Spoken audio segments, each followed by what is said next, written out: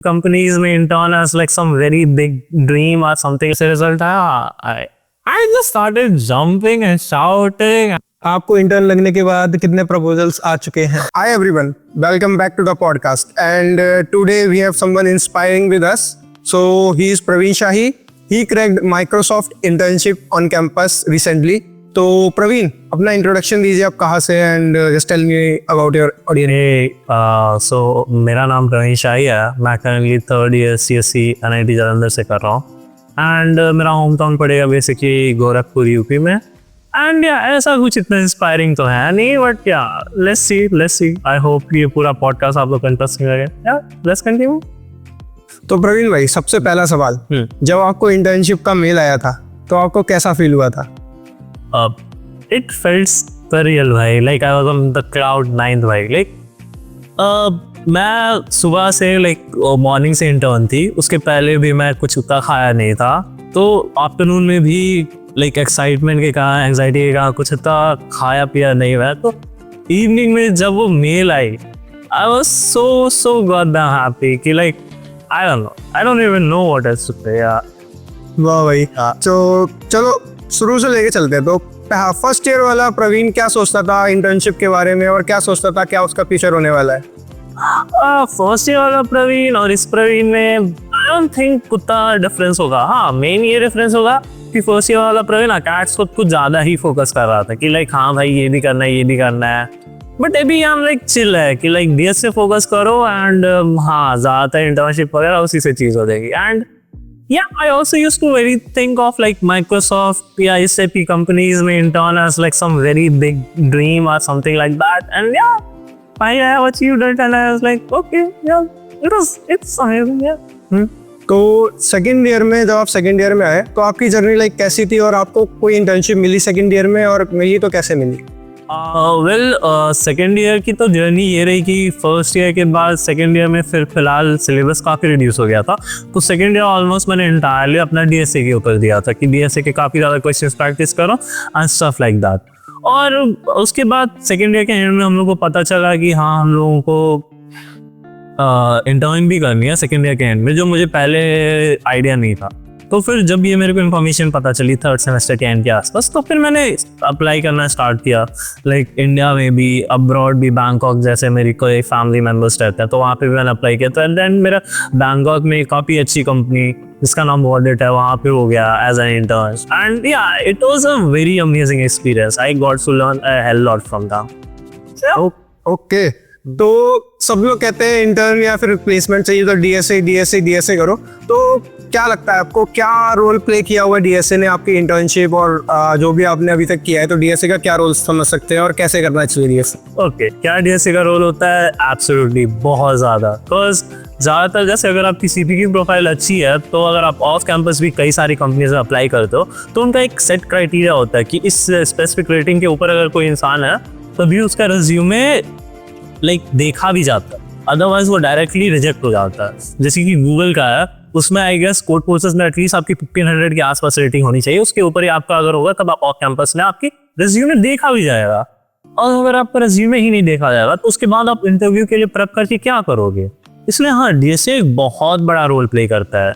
regardless whatever someone says, DSA is one of the most fundamental thing. जैसे कि आप अगर किसी के कॉलेज में भी हो, या कई सारी ऐसी कंपनीज होंगी जो आपके कॉलेज में नहीं आते हैं, तो अगर उनमें आपको ऑफ कैंपस अप्लाई करना है, जो करना चाहिए, बिकॉज ज़्यादातर कंपनीज हमारे कॉलेज में नहीं आती हैं, तो उसके लिए आपको अपने CP बहुत स्ट्रांग रखना होता है. बिकॉज पहले माइक्रोसॉफ्ट जैसी हुआ करती थी, वो सेकेंड राउंड जो हुआ करता था उसने काफ़ी ज़्यादा सब्जेक्ट रिलेटेड क्वेश्चंस पूछा करती थी. बट अब वो राउंड भी काफ़ी ज़्यादा CP ओरिएंटेड होता जा रहा है, DSA ओरिएंटेड.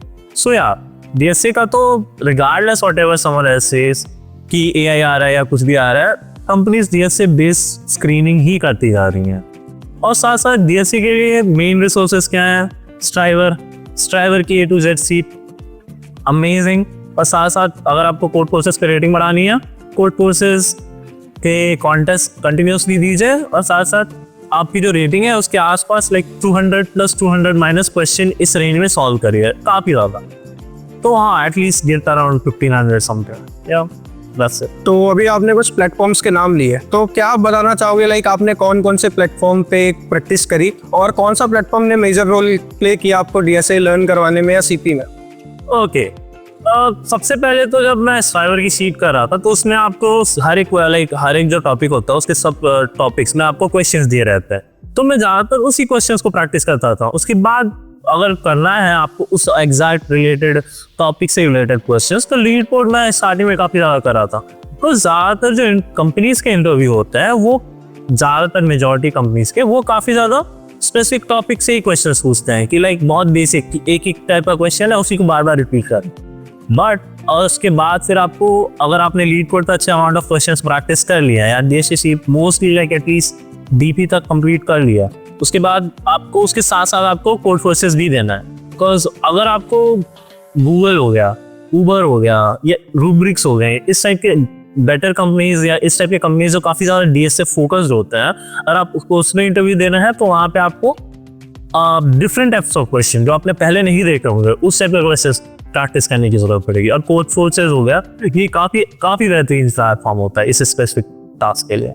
क्या ओके, तो अभी ये हो गया डीएसए वाला पार्ट। हाँ। तो डेवलपमेंट वाला पार्ट कितना मेजर रोल प्ले करता है और डीएसए से इम्पोर्टेंट होता है डेवलपमेंट, और लोगों को पहले डेवलपमेंट सीखना चाहिए और डीएसए और डेवलपमेंट सीखना भी चाहिए, तो कहाँ तक सीखना चाहिए?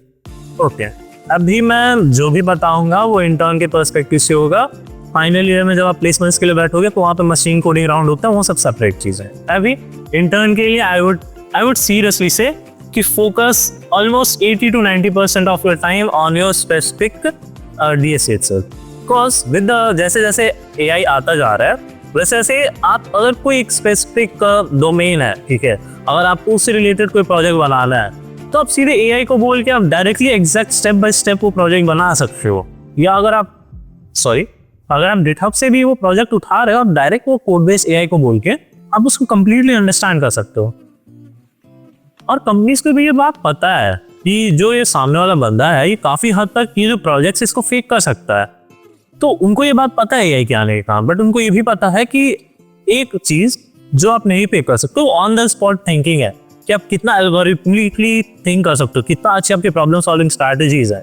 और इसीलिए DSA का एम्फेसिस टाइम के साथ और बढ़ता जा रहा है, ये मैं देख रहा हूँ। आई वोंट नॉट से कि आप एकदम मत करो, बिकॉज डेवलपमेंट बहुत ज़रूरी है। यही तो स्पार्क है CSC का कि लाइक बहुत अमेजिंग चीज़ें हैं कि लाइक आप जो बाकी लोग बस देख सकते हैं, आप इसको समझ सकते हो कि हाँ मैं इसको स्क्रैच से बिल्ड कर सकता हूँ।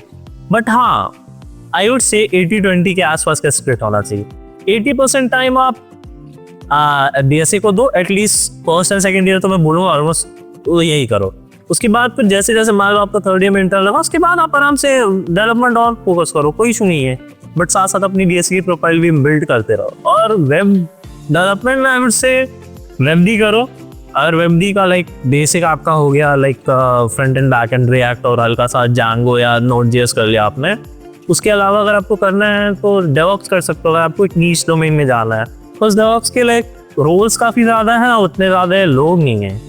ML मैंने स्टार्ट किया था, ML मैंने काफ़ी ज़्यादा किया था, बट ML में जो रोल्स हैं वो थोड़े सीनियर लेवल का आते हैं यूजुअली। लाइक जूनियर लेवल पे, इंटर लेवल पे उतने ज़्यादा रोल्स नहीं होते हैं। So that's it. ओके, तो ये हो गया डेवलपमेंट और DSA वाला पार्ट। तो ना अब लोग कहते हैं कि जब हम कॉलेज आए नहीं थे तो कि CG बढ़ाना कोई इतना इम्पोर्टेंट नहीं है, कंपनी CG नहीं देखती। सो what do you think, CG ने क्या रोल प्ले किया आपकी इंटर्नशिप में, एंड CG पे बच्चों को फोकस करना चाहिए और करना चाहिए तो कैसे बढ़ा सकते हैं CG मेजरली? ओके, अगर आप फर्स्ट ईयर में हो, फर्स्ट या सेकेंड ईयर में हो, फर्स्ट ईयर में तो आई वुड से फोकस प्राइमरीली ऑन फोकस अच्छा खासा अमाउंट का आपका CG पे रहना चाहिए। बिकॉज अगर आप फर्स्ट ईयर पे अच्छा खासा अपना CG मेंटेन करके रखते हो, लाइक मान लो 8.6, 8.7, इवन 8.5 आप मेंटेन करके रखते हो, उसके बाद फिर आपको सेकेंड ईयर और थर्ड ईयर में काफ़ी ज़्यादा फ्री टाइम मिल जाता है काफ़ी और अलग चीज़ एक्सप्लोर करने के लिए, जैसे इंटर्न पे ध्यान करने के लिए, प्रिपरेशंस करने के लिए, या कंपनी स्पेसिफिक आइडिया सर्च करने के लिए। वो आपके पास बहुत ज़्यादा फ्री टाइम हो जाता है। बिकॉज अगर उसके बाद आप थर्ड ईयर में लाइक अपना थोड़ा सा स्लो डाउन भी कर देते हो या एक आप अपने स्टेप ऑफ द गैस, तब भी आपके पास काफ़ी अच्छा टाइम रहता है कि आपका CG उतना ज़्यादा ड्रॉप नहीं होगा। और CG के ऊपर जो लोग बोलते हैं कि हाँ it does not matter, well it's kind there is two sides of the coin. ज़्यादातर कंपनीज होती हैं वहाँ पे सीजी मैटर करता है। कुछ अच्छी कंपनियां होती है, जैसे कि मेरे को गूगल का मौका है, वहाँ पे आपका सीजी तब भी आपको 7.5 के ऊपर रखो आई वुड से, बट डीएसए काफ़ी ज़्यादा बड़ा पार्ट आ जाता है। बट अगर दूसरे जैसे हो जाए, आपके माइक्रोसॉफ्ट हो गया, as far as I know, वहाँ पे आपका सीजी मैटर करता है। वो भले ही आपके कॉलेज में आके बोलेंगे कि जो क्राइटेरिया है वो 7 या 7.5 का होगा, वो 8.5 के नीचे ज़्यादातर किसी को नहीं लेते हैं। आई डोंट थिंक किसी को भी लिया है ऑलमोस्ट, या मे बी 8 के ऊपर। सो या अपनी सीजी मेंटेन करके रखो, उतना ज़्यादा फोकस मत करो। आई वुड से कि लाइक फर्स्ट ईयर में try to take it as high as possible, उसके बाद फिर सेकेंड ईयर पे आपका डीएसए पे ज़्यादा ट्रांजिशन करता हूँ। हाँ, बस यही है। तो मतलब फर्स्ट ईयर में सीजी पे फोकस करो, हाँ। एंड सीजी मतलब like 8 to 8.5 is a safe score. या इट इज। सो आपकी सीजी क्या है अभी? मेरी अभी सीजी काफी थोड़ी ड्रॉप हुई है, 8.63। पहले ज्यादा थी, but I got a bit lenient towards that. तो ना देख, अभी क्या होता है, सबकी जर्नी में एक टर्निंग पॉइंट आता है। लाइक जब मैं डीएसए करता था तो एक सैचुरेशन पॉइंट आ जाता था, यार नहीं करना, क्वेश्चन नहीं हो रहे, क्वेश्चन में टाइप करता हूँ तो कोई ना कोई एरर दे देता है लीड कोड पे। तो मैंने छोड़ दिया था, मैंने लाइक 1 महीने तक वो छोड़ के रखा। लेकिन देन आई रियलाइज कि नहीं यार, अगर ऐसा करूंगा तो फिर तो मैं डीएसए कुछ कर ही नहीं सकता। So what do you want to suggest कि अगर मुझे दोबारा से मैं फर्स्ट ईयर वाला बन जाऊं तो मुझे डीएसए कैसे फॉलो करना चाहिए, लाइक सैचुरेशन पॉइंट को कैसे अवॉइड करना चाहिए, and what's your turning point in that? सबसे आसान आइडिया, बी अराउंड पीयर्स जो तुझसे ऑलरेडी काफ़ी ज़्यादा बेटर हो। जैसे कि I have always been around Ranjot हो गया, सिद्धकप्रीत हो गया, एंड रोहित हो गया। Most of my friends come from a very strong CP background. पहला तो ये बेसिक है थॉट कि लाइक ये जो एक चीज़ लगती है कि हाँ भाई बाकी सब मेरे से इतने आगे हैं और मेरे से ही नहीं सॉल्व हो पा रही हैं चीज़ें, और ये सारी चीज़ें, सबसे बेसिक पॉइंट इस एग्जॉस्शन को रिमूव करने का ये है समझना कि हाँ ऑलमोस्ट सारे के सारे लोग इस एग्जैक्ट सेम प्रॉब्लम को फेस करते हैं, आप अकेले नहीं हैं। पहले सबसे मेन बात ये है। और साथ साथ एग्जॉस्शन से ज़्यादा मुझे लगता है कि सबसे बड़ा इश्यू ये हो जाता है कि आपको ये नहीं पता होता कि आपको किस एग्जैक्ट डायरेक्शन में जाना है, और आपको लगता है कि बाकी सारे लोग जो स्टार्ट किए थे पहले वो मुझसे बेटर हैं, या मैं सही डायरेक्शन में जा भी रहा हूँ कि नहीं जा रहा हूँ। तो ऐसे केसेस में आपको जो पीयर प्रेशर हो, पीयर ग्रुप जो होता है वो काफ़ी ज़्यादा मैटर करता है। हम लोग हमेशा पीयर प्रेशर को ऐसे नेगेटिव टर्म के साथ एसोसिएट करते हैं, बट कई बार पीयर प्रेशर काफ़ी अच्छा भी हो सकता है। जैसे कि मेरे कुछ दोस्त जो हैं, जैसे कि रणजोत है, जैसे कि रोहित है, जैसे कि सिद्धकप्रीत है, ये काफ़ी अच्छे हैं, मेरे से कंपैरेटिवली काफ़ी अच्छे हैं सीपी में। तो जब मैं इन लोगों के साथ बैठता हूँ तो मुझे समझ में आता है, अगर मैं कभी भी एक स्पेसिफिक हर्डल पे हूँ तो मुझे पता चलता है कि हाँ ये जो सामने में बैठे हैं इन्होंने भी इस हर्डल को इनकाउंटर किया था, but afterwards they overcame it. And मैं जिस डायरेक्शन में जा रहा हूँ कि क्वेश्चन सॉल्व करते करते करते करते वो भी मुझसे बहुत अलग नहीं है। They are not someone with very much innate talent या एकदम ही अलग सुपरनैचुरल थिंकिंग, नहीं, नॉर्मली इंसान है वो भी। They also train that muscle memory through practice and practice only. So that's something which helps to you a lot कि like ऐसा एक पीयर ग्रुप होना जो आपको करेक्ट डायरेक्शन दिखा पाए, और साथ साथ जिसके साथ आप डायरेक्टली चीज़ों को बात कर पाओ। तो इस टाइप का पीयर ग्रुप रखना ये काफ़ी ज़्यादा हेल्पफुल चीज़ हो जाती है। और साथ साथ अगर आपके डायरेक्ट ईयर में नहीं है तो try to get in touch with someone who is a bit senior to you, because जब आपको ये समझ आ जाता है कि these people are also normal human like you only, so that helps a lot. Okay, तो सीखने को मिल गया होगा आई गेस कि अगर आपको एग्जॉस्शन आ रहा है तो स्टॉप मत करो, just try to find someone your friend और सीनियर, उनके साथ जर्नी स्टार्ट रखो, कंटिन्यू रखो। तो नाउ अब जो मेजरली बच्चे आए होंगे दे वांट टू नो कि सिलेक्शन प्रोसेस क्या होता है माइक्रोसॉफ्ट का on campus. Okay, on campus के टाइम पे एक्चुअली सबसे पहले तो let's start from the very start. सबसे पहले आपको अपना रिज्यूमे स्टार्ट करना होगा। आपका और आपकी कंपनी के बीच के जो इकलौता इंटरफेस है वो है आपका रिज्यूमे। तो आपको अपना रिज्यूमे सबसे बेस्ट रखना पड़ेगा।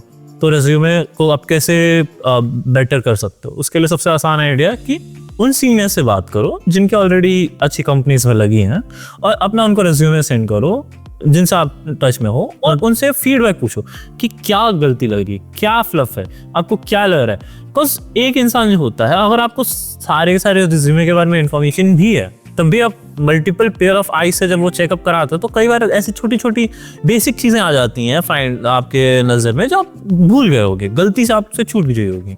तो एक काफ़ी हेल्पफुल चीज़ होती है। और साथ साथ जब वो लोग ऑलरेडी उस पॉइंट पे हैं कि उनका रिज्यूमे अलग अलग कंपनी में ऑलरेडी एक्सेप्टेड है, इसका मतलब उनको बेस्ट प्रैक्टिसेस पता है। तो मैंने अपने 2-3 सीनियर से पूछा, तो उनका रिज्यूमे भी लिया था, उसके बेसिस पे मैंने फॉर्मेट किया था अपने रिज्यूमे का, और फिर उसको उनसे कंटिन्यूसली फीडबैक लेता रहा था कि मैं ये कर रहा हूँ, इसको ऐड करना है, कैसे चेंज करूँ। तो फिर उसके बाद आया कि माइक्रोसॉफ्ट जब ऑन कैंपस है, वो हम लोग का एक्चुअली हॉलीडे का टाइम चल रहा था। तो उस टाइम पे जैसे ही माइक्रोसॉफ्ट ऑन कैंपस आई, तो फिर सारे लोगों को उनके पोर्टल पे रजिस्टर करना पड़ता है। तो इसलिए जब मुझे पता चला कि एक्चुअली माइक्रोसॉफ्ट कुछ समय में आने वाली है, तो उसके पहले ही वो ओपनिंग होने के पहले मैंने डायरेक्ट सारे अपने जो भी सीनियर्स थे जो माइक्रोसॉफ्ट में काम करते हैं, उन सबको मैंने लिंक्डइन पे कनेक्शन भेजे।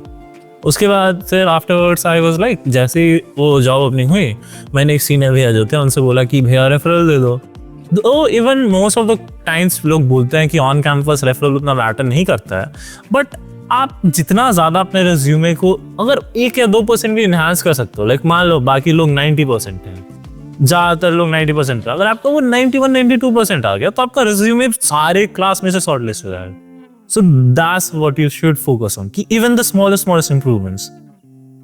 Okay, अब ये हुआ। उसके बाद फिर पहला राउंड आता है आपका online assessment. Online assessment Microsoft का आई वुड से रिलेटिवली काफ़ी इजी था। ज़्यादातर स्टूडेंट्स जो होते हैं वो 30 मिनट्स टू 40 मिनट्स के अंदर 1 आवर का ऑनलाइन असेसमेंट था, 30 मिनट्स टू 40 मिनट्स के अंदर में उनका हो गया था, मेरा भी हो गया था। सो यार इट वॉज चिल थे। उसके बाद आता है ऑनलाइन असेसमेंट में बेसिकली 2 ही क्वेश्चंस थे, 2 बहुत ही बेसिक टाइप के डीएसए के क्वेश्चंस थे, उतना कुछ हार्ड नहीं था, आप खुद से कर लोगे। ओके। उसके बाद फिर आता है अब ऑनलाइन असेसमेंट ज़्यादातर जितने भी स्टूडेंट्स थे सबका हो जाएगा, एटलीस्ट माइक्रोसॉफ्ट का तो हो जाएगा। बाकी कुछ कंपनीज होती हैं जो रिलेटिवली हार्डर ऑनलाइन असेसमेंट देती हैं, जैसे गूगल।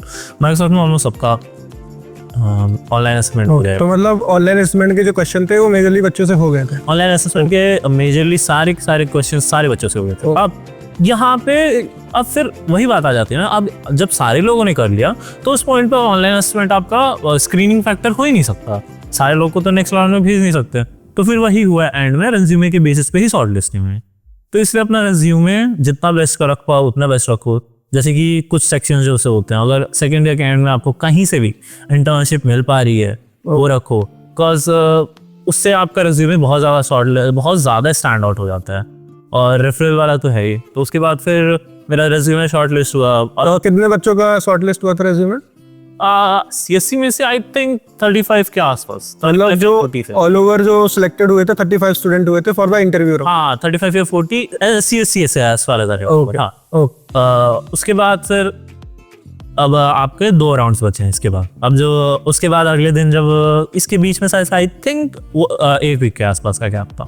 अब जो इंटरव्यू राउंड होता है माइक्रोसॉफ्ट का, उसमें ज़्यादातर जगह आपको पता चलेगा कि जो सेकंड राउंड होता है उसमें थ्योरी रिलेटेड क्वेश्चन यानी सीएस के फंडामेंटल रिलेटेड क्वेश्चंस भी पूछे जाते हैं।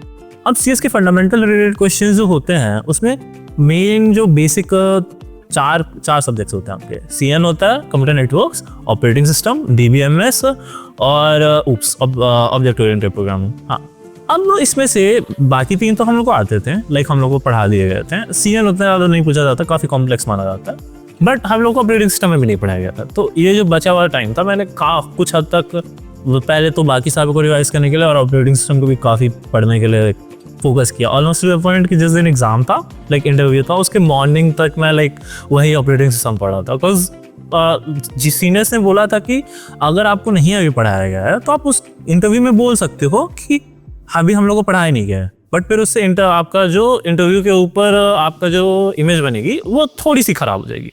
सो I take even a slightest chance. जो बेसिक्स हैं वो तो पता करके चलेगा। अब इंटरव्यू आया।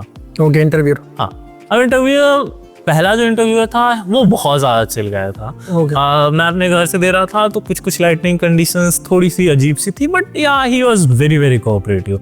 तो सबसे पहले एक बेसिक हैकर रैंक का एक प्लेटफॉर्म ओपन किया उसने, और उसने फिर बोला कि पहले एक पेंट वाला विंडो ओपन करो, मैं तुमको एक्सप्लेन करता हूँ कि क्या बेसिक क्वेश्चन था। बेसिक सा एक टाइप का एक बाइनरी ट्री का क्वेश्चन था हम लोग के पास। तो फिर वो बाइनरी ट्री के क्वेश्चन को उसने एक्सप्लेन किया कि कैसे बाइनरी ट्री रहेगी, उसमें क्या चीज़ फाइंड करनी है एग्जैक्टली, और अब फिर तुम इस चीज़ को एग्जैक्ट कोड करो फ्रॉम स्क्रैच।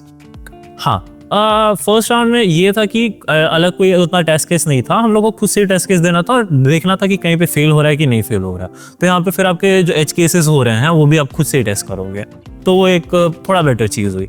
तो और फिर जैसे फिर मैंने कुछ इम्प्लीमेंटेशन किया और फिर उससे बोला कि लाइक हाँ अपना ये जो सॉल्यूशन है लाइक वेरिएबल का नेम सही रखो, ये छोटी मोटी चीज़ें उसने थोड़ी पॉइंट आउट की कि ये एग्जैक्ट वेरिएबल क्या कर रहा है, ये कोड का स्ट्रक्चर तुम बेटर कर सकते हो, ये टाइप की छोटी मोटी चीज़ें। और फिर एंड में क्वेश्चन सॉल्व हो गया and he was like okay well good good. तो 2 क्वेश्चन थे? हाँ दोनों क्वेश्चन। उसके बाद फिर ये आपका ख़त्म हो। उसके बाद ये मॉर्निंग में था सेशन, उसके बाद लंच का थोड़ा बहुत टाइम था और रैंडम ऑर्डर्स में नंबर ना आ रहे थे, तो इसलिए मेरा जब इंटरव्यू ख़त्म हुआ तो उसके बाद सर से आधे घंटे बाद कुछ लोगों का सेकंड राउंड भी स्टार्ट होने वाला था, तो इसलिए खाने की हिम्मत नहीं हो रही थी कि क्या पता है मेरा कॉल आ जाए। ओके तो फिर कुछ करके जल्दी से खाया। उसके बाद एक्चुअली थोड़ा टाइम बाद आया, ऑलमोस्ट 2 आवर्स के बाद फिर मैं सेकंड राउंड आया। मैं एक्सपेक्ट कर रहा था कि शायद से ये थोड़ा ज़्यादा थ्योरी बेस होगा, यानी सीरियस फंडामेंटल बेस होगा। स्टार्टिंग में जो पोर्शन था उसमें दे आस्क्ड कि like project, they grill down on project. Microsoft पर अगर आप इंटरव्यू देने जा रहे हो, मेक श्योर कि आपका जो रिज्यूमे है उसमें कोई भी ऐसा प्रोजेक्ट ना हो जो आपने केवल गिटहब से उठाया है, because they are gonna grill down from. मेरा एक ML का प्रोजेक्ट था जो हम लोग ने हैकाथॉन में मिलकर बनाया हुआ था। ओके तो उसके ऊपर ही ग्रिल डाउन, डेटा सेट कहाँ से उठाया, डेटा सेट क्लीनिंग कैसे किया, प्री प्रोसेसिंग कैसे किया, यही डेटा सेट क्यों लिया और कौन सा स्पेसिफिक मॉडल यूज़ किया, ये स्पेसिफिक मॉडल क्यों यूज़ किया, दूसरे और कौन से सॉल्यूशंस हैं मार्केट में एग्जिस्ट करते हैं तुमने जो बनाया उसके अलावा। तो आराम से उसमें 15-20 मिनट उसने लगाया। तो अगर आपको लगता है तो भले बेसिक ही अपने आइडियाज रखो, बट ऐसे प्रोजेक्ट्स रखो जो आपको 110% पता हो। बिकॉज कई मेरे ऐसे दोस्त हैं जिनका वहाँ पे ही सारे आउट हो गए कि like they put an project जो काफ़ी पुराने टाइम का था, तो उनको खुद नहीं आता, उन्होंने बनाया था वो प्रोजेक्ट बट वो थोड़ा पुराना था, तो सामने वाले प्रोफेसर को लगा, सामने वाले इंटरव्यू को लगा कि maybe he just copied it out of something, so that cause a very negative impact. Okay, make sure to keep that in mind. उसके बाद अगेन यहाँ पे भी फिर से क्या कहते हैं, यहाँ पे भी फिर से सेकेंड राउंड में फिर से DSA आया। DSA का यहाँ पे जो लेवल था वो प्रीवियस वाले के कंपेरेटिवली आपका थोड़ा हार्डर साइड पे ही रहेगा। देखो ग्राफ बेस्ड क्वेश्चंस थे और मैंने उसको किसी तरीके से करके एंड में सॉल्व कर लिया। लाइक पहले वाले में ऑलमोस्ट 1 आवर के पास आपको 2 क्वेश्चन सॉल्व करना है, इसमें आपको स्टार्टिंग का 20 मिनट 25 मिनट उसमें चला जाएगा और बाकी का हाफ जो है उसमें आपको क्वेश्चन को सॉल्व करके बताना रहेगा। ओके, अब वो पहला वाला जो इंटरव्यू था फर्स्ट इंटरव्यू में वो काफ़ी ज़्यादा लाइक ही वांटेड कि लाइक आपसे बात करो, एक्सप्लेन करो क्या आप सोच रहे हो क्या आप नहीं सोच रहे हो। जो सेकेंड इंटरव्यू राउंड था उसमें ही वाज जस्ट लाइक आप कोड करके दे दो, रन कर रहा होगा ठीक है, नहीं कर रन कर रहा होगा कोई तो देखा जाएगा उसके बाद। मतलब he did not wanted much communication, he just wanted me to focus on the code and that's it. So interview के ऊपर डिपेंड करता है, अगर आपका इंटरव्यूअर थोड़ा फ्रेंडली है तो try to communicate as much as possible. उसके बाद सेकंड राउंड भी हुआ। सेकंड राउंड में वो 35 मिनट्स के एंड तक, ऑलमोस्ट एंड तक आते आते मैंने कोड कर दिया, टेस्ट केसेस पास हो गए एंड या दैट वाज इट। उसके बाद I was very very nervous कि लाइक कैसा, and I kind of fumbled at that कि लाइक ये क्वेश्चन आई डोंट थिंक पूछना भी चाहिए।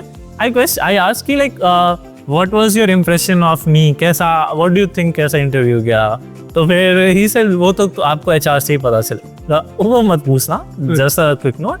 हाँ, उसके बाद एंड में आपके पास वो पूछेगा एनी क्वेश्चंस फ्रॉम मी। तो यहाँ पे आपको थोड़ा सा स्मार्ट प्ले करना है, कुछ क्वेश्चंस ऑलरेडी सोच के जाओ माइक्रोसॉफ्ट की कोर वैल्यूज के बारे में कि माइक्रोसॉफ्ट करेंटली क्या काम कर रहा है, जैसे कि हाँ उसके 4-5 ब्रांचेस जो हैं उसमें क्या काम कर रहा है। तो बेसिकली माइक्रोसॉफ्ट ने एक नया स्टेट टाइप का लॉन्च किया हुआ था, उसके वो बहुत सारी चीज़ें हो रही थी, तो मैंने उससे रिलेटेड क्वेश्चंस पूछे थे कि सर आपको ये माइक्रोसॉफ्ट के इस ब्रेक थ्रू के बारे में कैसा लगता है। ही वाज लाइक मैं केवल एक माइक्रोसॉफ्ट में बैक एंड का बंदा हूँ, मुझे इसके बारे में नॉलेज नहीं है। तो ऐसे अगर आप 1-2 लाइक 3-4 क्वेश्चंस ऑलरेडी प्रिपेयर करके रखोगे तो सामने वाले इंटरव्यू को भी लगेगा कि हाँ इसको माइक्रोसॉफ्ट में काफ़ी ज़्यादा इंटरेस्ट है, तो आपको हाँ यही दिखाना है, सामने वाले इंटरव्यू को काइंड आपको इम्प्रेस ही करना है eight the end of the day. That also works out. So at the and ये हुआ, ये होते होते अराउंड 4 बज गए। उसके बाद I finally took a breather. तो अब मैं वापस गया, मे बी मैं थोड़ा सा सो गया बिकॉज रात को ऑलमोस्ट 4 बजे तक मैं ओएस पढ़ा, फिर सुबह होते इंटरव्यू दिया, उसके बाद मैं खाना खा के फिर आराम से जाके सो गया। तो अब फिर शाम को जब मैं उठा तो ऐसे लाइक उसी दिन सेम दिन पे हम लोग का रिजल्ट आने वाला था। So everyone was in complete panic and complete excitement as well. So at the end around 6:30 मैं था घर पे और मेरे मॉम थे। तो जैसे रिजल्ट आया I just started jumping and shouting and yeah, I don't know.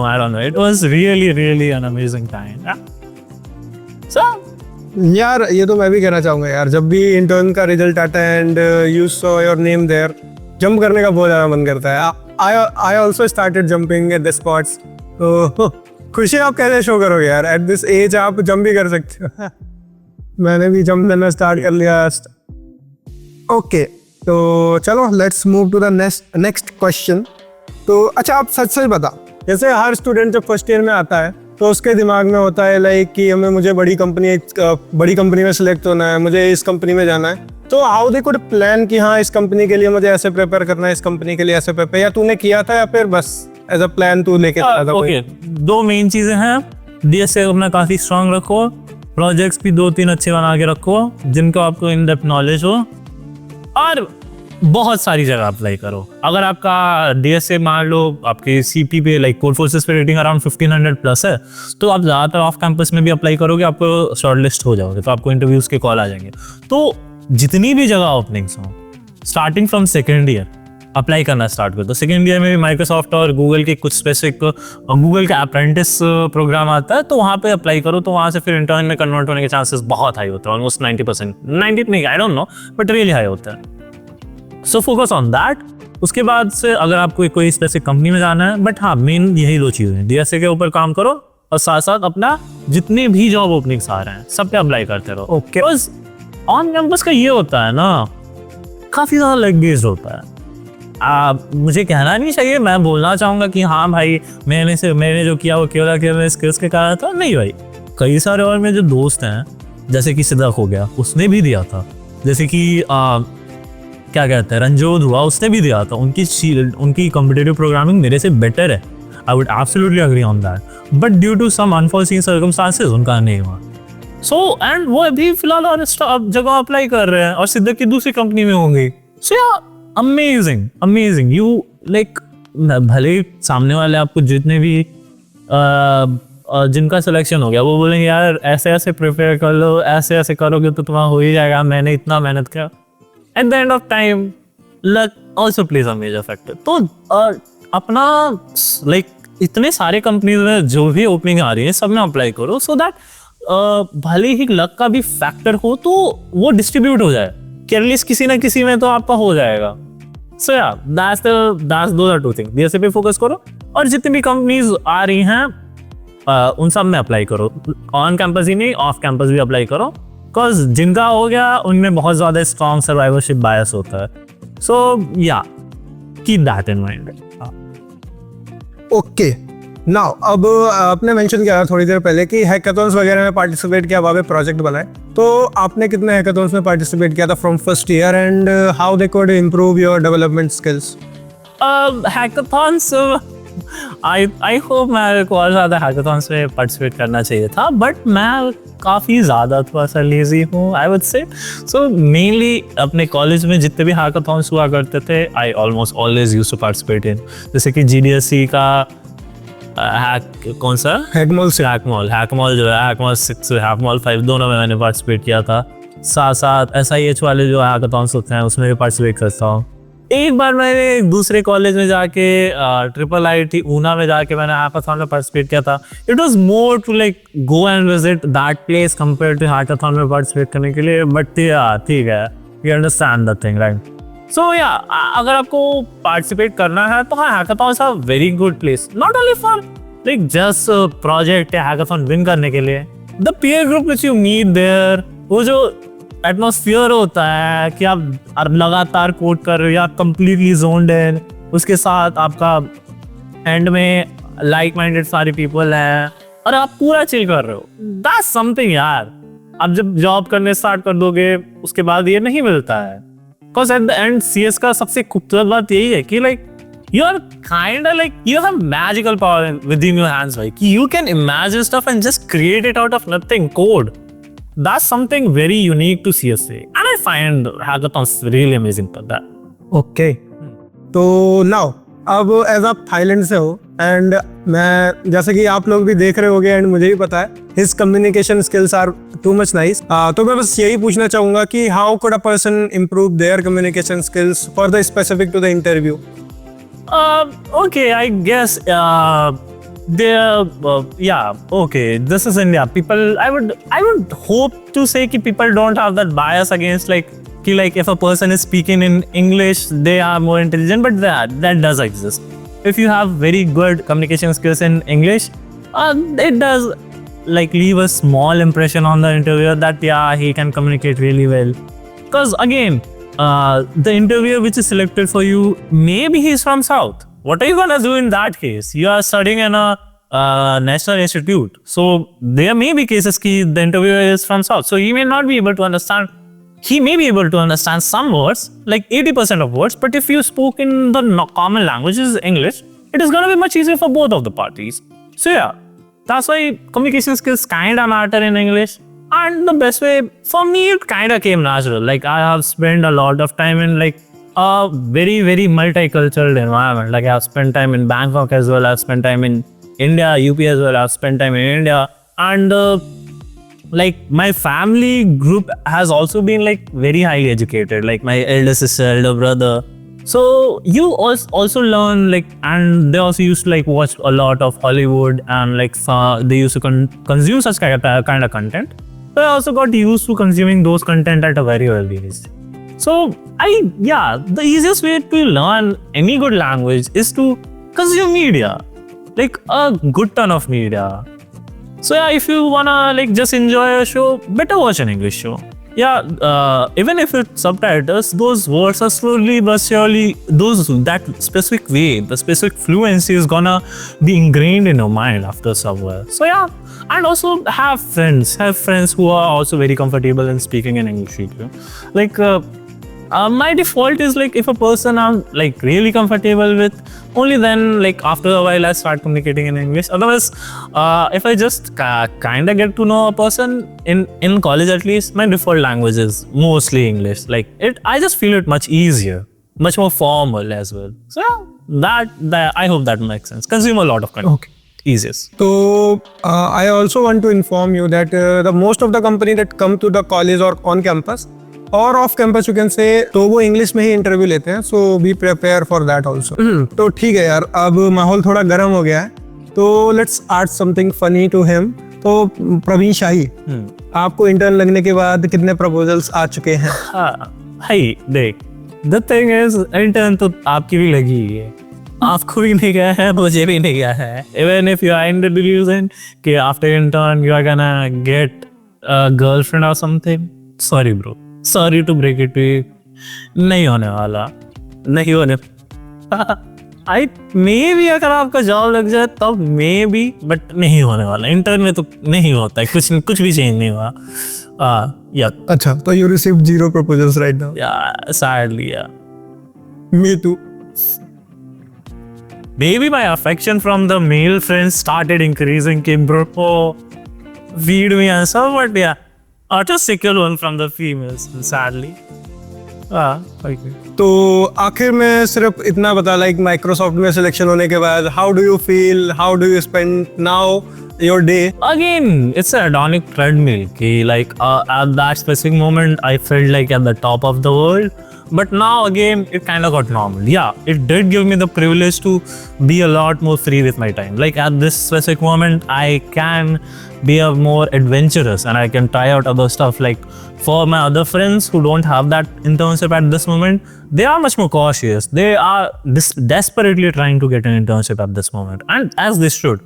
So it does ease a hell lot of tension from your mind. Yeah, you do have an internship and a really good one at that. So if you just do exceptionally well in that specific intern, then you are gonna get a PPO most probably. because our seniors mostly they got PPOs. So it reduces like a very big burden off your brain. So yeah, life is really chill right now. But again, don't let that overconfidence get to your head. Yeah, now I'm at Microsoft. Nothing is gonna happen to me. Always remember, CS industry is very uncertain. Like a random day, the news comes ki Amazon is laying off tens of thousands of people. Similarly for Microsoft and stuff. So yeah, be prepared. Continuously do your DSA practice because you don't know when you're gonna need it. Try to keep your DSA profile at the best. Try to be amazing at your CS concepts and project. But yeah, DSA 80% at least for right now when you are in undergraduate BTech. Keep CS your DSA practice at 80% and your projects around 20%. That ratio is amazing.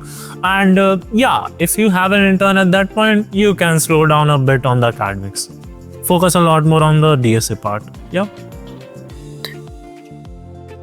तो यही होती है engineer की कहानी. Starting में थोड़ा मेहनत, उसके बाद थोड़ी sadness, and at a point जहाँ पे तुम सुनते हो that you got that and you got the internship, you got placed, and this is the life of engineer I guess. यही 4 साल का फेज होता है. Like first year and second year you got chill, and third year you get some pressure of getting an internship, and in the fourth year for the placement, and after getting the placement you got chill यार फिर से. क्योंकि जो हमारे आसपास senior है जिनका भी प्लेसमेंट हो चुका है, दे आर लाइक यार हमें बहुत कम टाइम बचा हमारे पास अभी, and we want to spend it with our friends, and वो काफ़ी मज़े करना चाह रहे हैं अभी. तो बस यही कहना चाहूँगा, do study, do the hard work which required, and enjoy भी करते रहो life, because enjoyment is the necessary thing which you should do. तो एंड ऑल्सो अगर एग्जॉशन आ रहा है तो just stop that thing for 1 day or 2 days and go chill out with friends. बाकी सब कुछ हो जाएगा यार. Do not gate tensed. चलो, I think we should end this. Yeah, that's it. And yeah, one more suggestion. Try to get into more clubs. Maybe to my younger self, I would have given the suggestion. Try to get into more clubs. Like at this moment, initially I thought, yeah, let's just focus on DSA and maybe studies and stuff. And I did not get into many clubs. I just used to think like, okay. And now after third year, when I have a lot more free time, no club does inductions for third years. So yeah, maybe I'm gonna open a club named Third Year, just for third year guys. But yeah, that's up to me. Okay, then bye. See you next time. Bye. And yeah, Red Bull sponsor us if it's possible.